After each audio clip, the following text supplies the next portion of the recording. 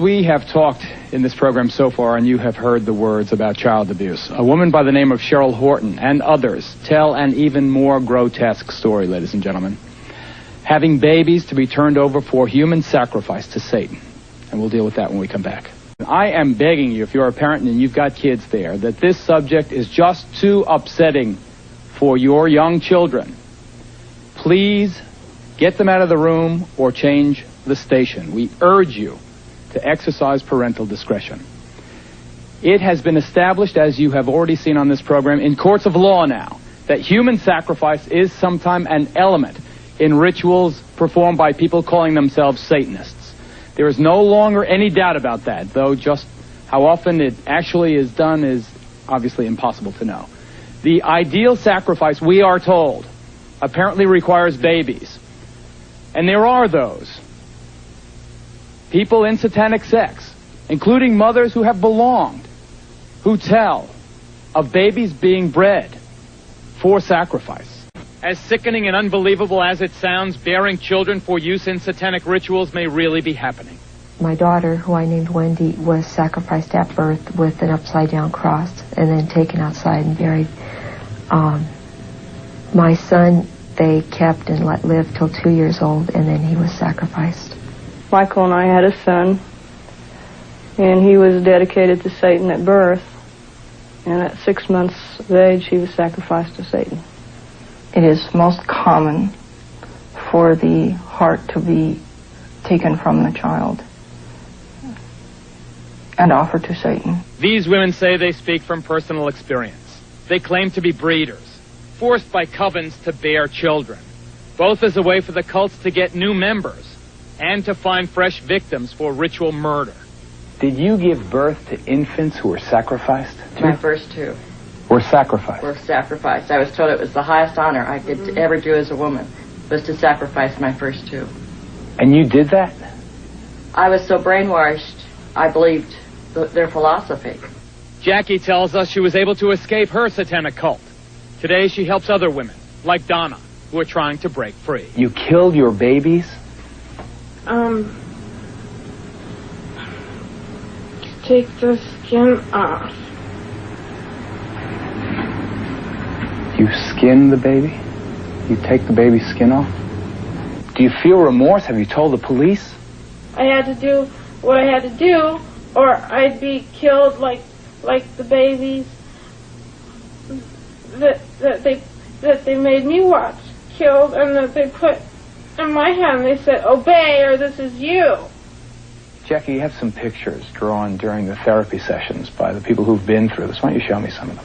This picture is a person remembering skinning children and babies and hanging it out to dry. And children, skinning them, taking the skin off alive while they are alive, and skin them until they die. And that's how your babies died? They took a little patch about 3 by 4 off of her stomach, skinned her, and said, "We'll skin you all the way if you talk or cry." You learn not to cry real fast. I don't cry. This is real hard for the police because they can never find proof, and that's because the bodies are sometimes consumed for communion, sometimes burnt, sometimes put in concrete. For proof, the women offered a few grisly photos, but as the Satanists are quick to point out, the images of death and decay are impossible to verify. But here in Denver, Colorado, the Bethesda Psychiatric Institute has become the first in the country to devote an entire department to treating the victims of ritual crime. Can we believe these stories of sacrifice? I believe we need to believe them. They sound bizarre. They sound beyond the capacity of human beings. But the stories we receive are tremendously consistent. Is this an epidemic? I believe involvement in Satanism is increasing. I believe it is present in many communities around our country, and I believe it demands our attention. But somebody is apparently trying to discourage scrutiny. We've talked to therapists who treat ritual abuse victims, and they tell us of the threats they've received. I have direct knowledge of both death threats on a therapist and an attempt to end that therapist's life, which was unsuccessful. Here in Chicago, a group of well-known therapists from all over the country had the courage to share horror stories of threats and intimidation. Therapists have been directly threatened in ways that are quite alarming to them. The patient indicated to me that she wished to sacrifice the child with which she was pregnant. Naturally, I wasn't too enthusiastic about this. Shortly after this occurred, I started to get telephone death threats. One of the things that I would add is that we are now hearing these reports from literally hundreds of therapists in every part of the United States. Someone out there is telling us to back off. Still, the greatest toll seems to be on the women who say that they have bred babies. Babies that were sacrificed for Satan. I will probably have nightmares tonight about it, as I have about my Joey that I have been talking about. I wake up screaming for him now in the middle of the night. I dream that he's lost and I'm trying to find him.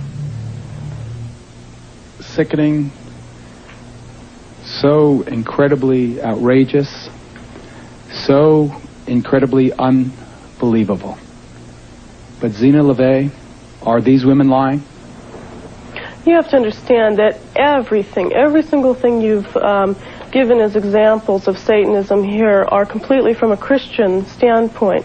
That everything you've put forth as being considered satanic is not considered satanic by my standard or my definition of Satanism. Lying? Well.